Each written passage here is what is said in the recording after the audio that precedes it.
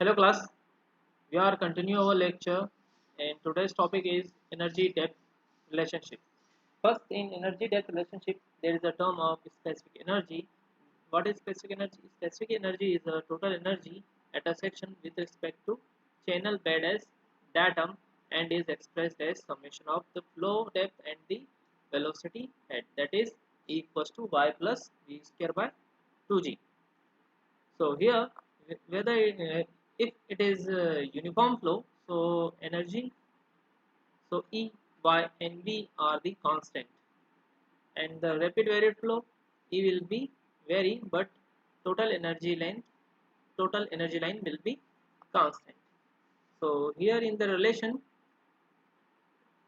E equals to Y plus V square by 2G, that means the in that case the kinetic energy correction factor is unity because channel flow will always be turbulent flow, and for turbulent flow kinetic energy correction factor will be unity, approximate unity. So here, if the channel slope is large and the kinetic energy correction factor is kinetic energy correction factor is not unity, then the specific energy, it will become E equals to y cos theta plus v square by 2g dot alpha. Alpha is the kinetic energy correction factor, and cos theta we are using for the bed slope, that means slope is theta, so we are using y cos theta as bed slope.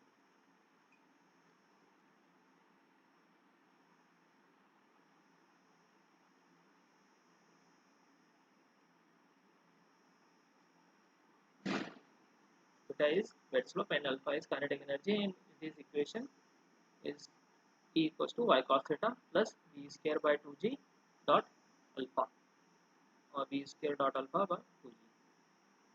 That means, yeah, this is E equals to y cos theta plus v square by 2g alpha if the flow, if the slope is large and the kinetic energy correction vector is not unity, or if it is unity, so it will become y plus v square by 2g.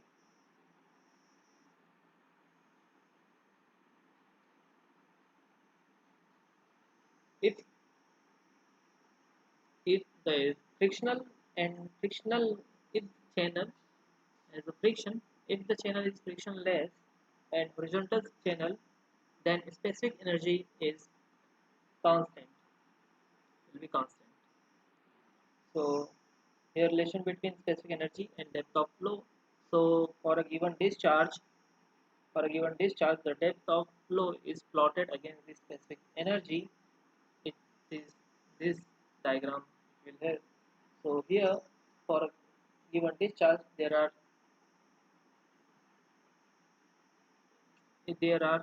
two alternative depths, which is called alternate depth,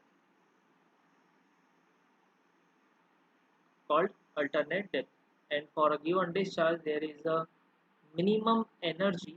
So here this is minimum energy EC. So this point is called as critical point, at which specific energy is minimum and the depth is called as critical depth. So for minimum specific energy for a particular discharge corresponds to the critical state of flow. Hence, at the critical state of flow, the two alternate depths it become one depth. So this is known as critical depth YC. So here at the critical depth YC, energy will be critical energy, that means minimum energy, and after some specific energy, so there is some specific energy more than minimum, so then it will two alternate depths y1 and y2, and these terms are called alternate depths. So here y2 is less than yc, so it will supercritical, and y1 is greater than yc, so it will subcritical. Now, so here we plotted this plotted depth, plotted uh, graph depth of flow in the specific energy for a given discharge. So here is the cubic parabola. This graph is cubic parabola for a given discharge. So here we are already explained these terms. So here we critical depth for now. For we want to know the critical depth. So first we know the specific energy equals to y plus v square by 2g. So v equals to a q divided by a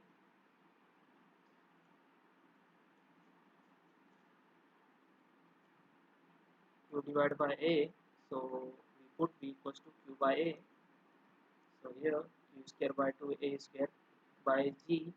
In this equation discharge is given, that means this graph is for a given discharge.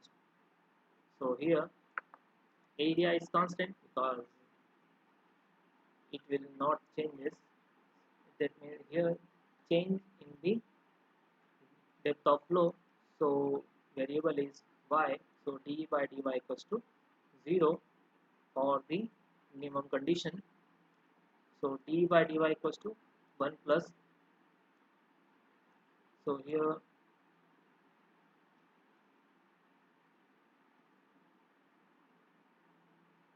we differentiate this. So q square by 2g is constant. So we differentiate that those terms. So a, which a is there. So q square a cube g dA by dy equals to 1.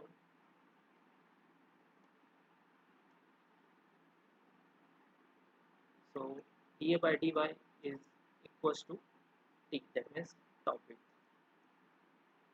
So here q square t by a cube g.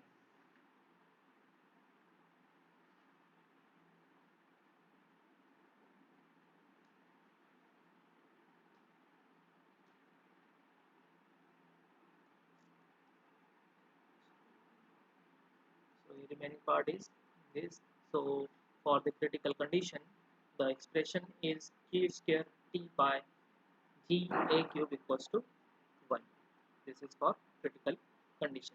Now the next question is how to prove E minimum occurs at Yc. So we know the critical condition q square t by a cube g. So q square by a square equals to v square. So here this term is known as v square, and a by t is equals to y.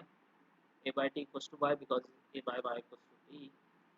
So we changing it. So a by t equals to y, and this is v square. So v square is converted into root here. So it will give v by root of g by equals to 1. This is equals to Frod's number.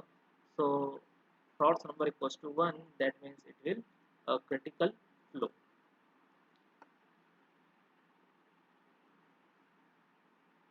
Now calculation for Yc. This will see in next lecture.